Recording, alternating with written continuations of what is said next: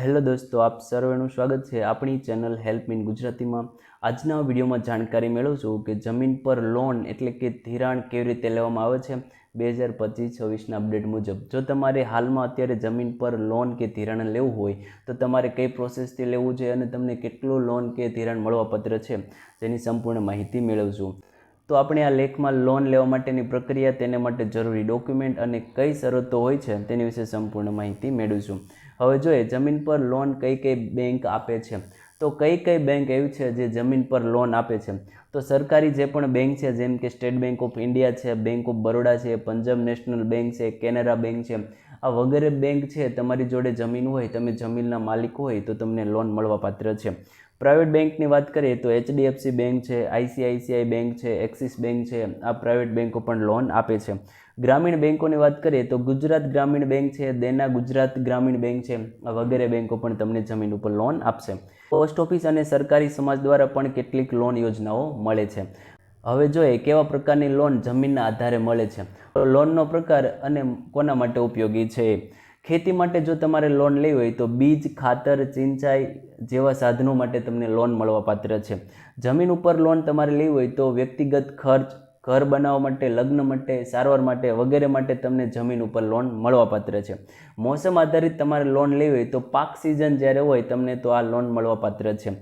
PM કિસાન credit card યોજના છે એના આધારે પણ તમને લોન મળવાપાત્ર છે। જે પણ ઉપર બેંક બતાવી છે એ બધી બેંક તમને આ લોન આપશે, તે ખેડૂત માટે પાક લોન તમને પૂરી પાડશે।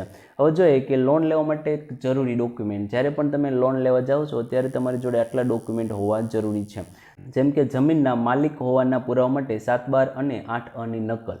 તો તમારી જોડે જે તમે જમીનના માલિક છો એ દર્શાવવા માટે તમારી જોડે 7/12 અને 8A હોવું જરૂરી છે। ત્યારબાદ છે ખાતા માટેનો જે દાખલો છે, વિલેજ ફોર્મ 6 અને 7, એ પણ તમારી જોડે હોવું જરૂરી છે। આધાર કાર્ડ અને પાન કાર્ડ ઓળખપત્ર માટે જરૂરી છે। ત્યારબાદ છે લાભાર્થી કેટેગરી માટે જાતિ પ્રમાણપત્ર, તો તમે કઈ જાતિમાં આવો છો એ તમારી જોડે પ્રમાણપત્ર હોવું જરૂરી છે। લોન માટેની લાયકાત દર્શાવવા માટે આવકનું પ્રમાણપત્ર, જે પણ તમે લોન લો છો એ તમારે રિકવરી કરવાની છે, તમારે ભરવાની છે, તો તમારી જોડે એવો કોઈ ઇન્કમનો સ્ત્રોત હોવો જોઈએ જે તમે લોન ભરી શકો, તો તમારે એ દર્શાવવા માટે આવકનું પ્રમાણપત્ર આપવું જરૂરી છે। જમીનની સ્થિતિ દર્શાવવા માટે જમીનનો નકશો અને માવજત, જે તમારી જમીનની સ્થિતિ છે એ દર્શાવવા માટે તમારી જોડે જમીનનો નકશો જે હોય છે, જે ગવર્મેન્ટ દ્વારા તમને આપવામાં આવે છે અથવા તો મહેસૂલ વિભાગમાંથી તમે કઢાવી શકો છો, તો એ નકશો તમારી જોડે હોવો જરૂરી છે।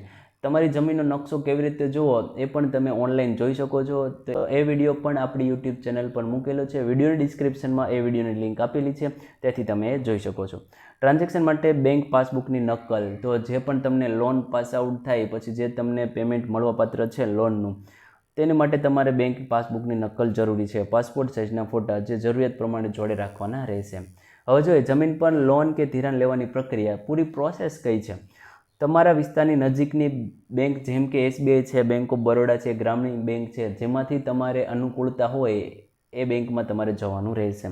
લોન માટે અરજી ફોર્મ ભરવાનું રહેશે। જે પણ લોન મેળવવા માટે જે અરજી ફોર્મ તમને મળે છે બેંક દ્વારા એ તમારે વ્યવસ્થિત ભરવાનું રહેશે। તે ફોર્મમાં જરૂરી વિગતો ભરીને અરજી કરવાની રહેશે। જે પણ ફોર્મ આપ્યું છે એમાં જરૂરી જે વિગતો છે એ બધી ભરીને તમારે અરજી કરવાની રહેશે। જે પણ ઉપર ડોક્યુમેન્ટ કીધા છે એ બધા ડોક્યુમેન્ટ જોડવાના રહેશે। બેંક અધિકારી જમીનના મૂલ્યાંકન માટે સર્વે કરશે, એટલે જે પણ તમારી જમીન છે એનો સર્વે કરવા માટે કોઈ અધિકારી આવશે અને જમીનનું વાસ્તવિક નિરીક્ષણ કરશે, એટલે પોતાની જાતે રૂબરૂ આવશે અને તમારી જે પણ જમીન છે એ ચકાસે, જોશે વ્યવસ્થિત। તમારી લોન અમાઉન્ટ અને વ્યાજદર નક્કી કરવો, ત્યારબાદ તમારી જે લોનની અમાઉન્ટ છે, તમને કેટલી લોન મળવાપાત્ર છે, જે પણ તમારી જમીન છે એની વેલ્યુલેશન, એની કેટલા રૂપિયાની તમારી જમીન છે એ આધારે તમને લોન મળવાપાત્ર છે। લોન તમારી બેંકમાં જમા થશે। જો તમારી લોન પાસ થઈ જશે તો પણ જે પણ તમે બેંક એકાઉન્ટ આપ્યું છે એમાં તમને રૂપિયા મળવાપાત્ર છે। હવે જોઈએ કેટલા ટકા સુધીનું તમને લોન મળે છે। જમીનના માર્કેટ વેલ્યુના 50%થી 70% સુધીની તમને લોન મળશે। તો જે પણ તમે જમીન છે તમારી એનો સરકારી ભાવ જે પણ હશે એનાથી 50%થી 70% સુધીની તમને લોન મળશે। માની લો કે તમારી જમીનનો ભાવ 10 લાખ રૂપિયા હોય તો તમને 5 લાખથી 7 લાખ સુધીની તમને લોન મળવાપાત્ર છે। કૃષિ લોન માટે માર્કેટ રેટ ઓછો હોય છે, જેમ કે 7% કે તેથી ઓછો જે માર્કેટ રેટ છે, વ્યાજનો જે રેટ છે એ કૃષિ લોન માટે સામાન્ય લોન કરતાં ઓછો હોય છે। નોન એગ્રીકલ્ચર લોન માટે વ્યાજ દર 9%થી 12% સુધી હોઈ શકે છે। જે તમે લોન લો છો એ નોન એગ્રીકલ્ચર હોય, એગ્રીકલ્ચર પર્પઝ માટે નથી, તો તો તમારે 9%થી 12% સુધીનો તમારે વ્યાજ આવી શકે છે. ત્યારબાદ ખાસ નોંધ લખેલી છે, થોડું વાંચી લઈએ. લોન ભરવાનું નિયમિત રાખવું, નહીંતર જમીન નીલામ થવાની શક્યતા રહે છે.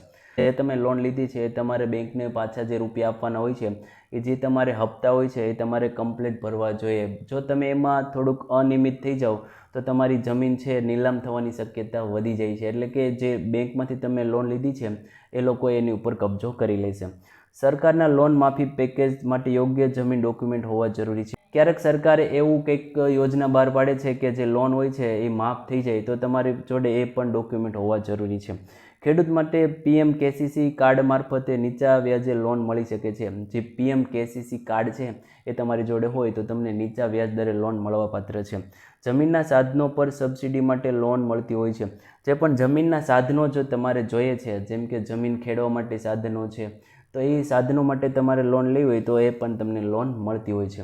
તો આ પ્રોસેસથી તમે લોન લઈ શકો છો. કયા ડોક્યુમેન્ટની તમારે જરૂરિયાત રહેશે, કઈ બેંક તમને લોન આપે છે, એ સંપૂર્ણ આપણે માહિતી મેળવી છે. જો મિત્રો તમને વિડીયો ગમ્યો હોય તો જરૂરથી લાઇક કરી દેજો, ચેનલને સબસ્ક્રાઈબ કરી દેજો. આ વિડીયોની ડિસ્ક્રિપ્શનમાં આ વેબસાઇટની લિંક આપેલી છે, ત્યાંથી તમે સંપૂર્ણ માહિતી વાંચી શકો છો. ધન્યવાદ.